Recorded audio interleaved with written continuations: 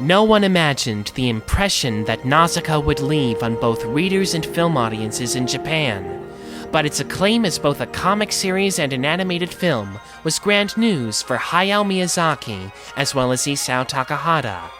This success enabled them to continue producing more animated features. In order to complete these projects, they needed their own animation company.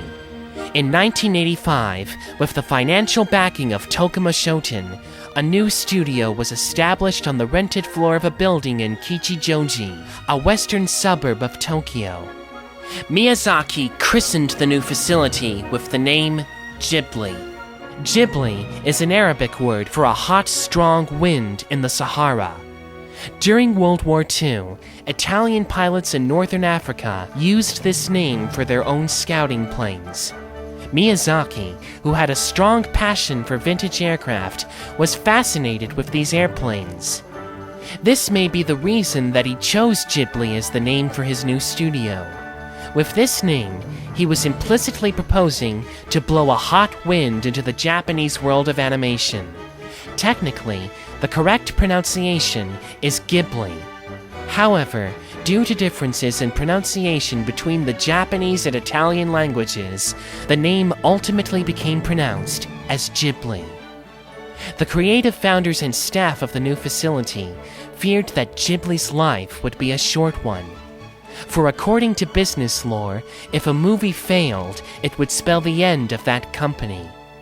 In order to reduce the financial risks of their new venture, the studio decided that no full-time employees would be hired. Approximately 70 people would be temporarily recruited to produce one film, but when that film was finished, the team would be disbanded. Miyazaki and Takahata knew that Ghibli's first production had to appeal to all ages and draw attention to the new studio. As with Nausicaa, Miyazaki turned to his love of flying, only this time he would use different sources for inspiration, namely Jonathan Swift's Gulliver's Travels. One passage from the third section of this novel describes an airborne floating island known as Laputa. Intrigued by the description, Miyazaki chose this imagery as a basis for the movie. From this inspiration, he crafted an imaginative, exciting adventure story about two young orphans who team up to find a mysterious aerial kingdom. The next challenge was to create a name for their film.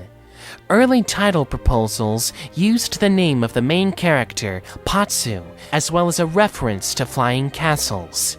However, the artists at Ghibli realized that they needed to find a cultural reference to attract a wider audience, so it was decided to include Laputa in the final title. As a result, the film became known as Laputa, the Castle in the Sky. In what is probably a tribute to the original source material, there is a line in the original Japanese screenplay that refers to Jonathan Swift's book. However, there was a complication in using Laputa as the title, since with a different pronunciation, it is an insulting phrase in Spanish. Swift was aware of this problem when he wrote his novel, but Miyazaki did not recognize the difficulty. Due to the potential offensive nature of the original title, the film has been renamed in many countries as just Castle in the Sky. The film debuted in Japanese theaters on August 2nd, 1986. While it wasn't as financially successful as Nausicaa, critics and audiences hailed Castle in the Sky as an instant classic.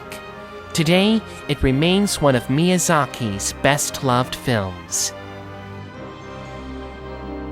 Aside from the original inspiration from Gulliver's Travels, several other factors contributed to the production of Castle in the Sky. One of them was a study trip that Miyazaki made to Wales in 1984 to get ideas for the film's locations. During this visit, Miyazaki traveled to various mining communities, where he became fascinated by the lives of the poor yet warm-hearted and honorable people who resided there. The experiences on this trip probably explains why Miyazaki portrays Patsu's hometown as a similarly sympathetic community. Critics have also likened the design of Miyazaki's version of Laputa as a hybrid of science and nature that authors such as Jules Verne and H.G. Wells could have imagined. In fact, much of the design detail in the film is a fusion of late Victorian culture and advanced aerial technology. Whether Miyazaki intended it or not, some of his characters resemble some of his own family members. For instance, his younger brother has mentioned that the character of Dola, the cantankerous sky pirate captain, reminded him of their mother. Well, you can't be a sensitive woman like me without learning a few things. Sheeta and I are exactly alike, all warm and mushy and sensitive. Now, so when you boys get married, you go find a gal like her. Huh? She's gonna end up like Mama? Good question. Castle in the Sky was an impressive first for Studio Ghibli, and it wouldn't be the last feature the company would produce.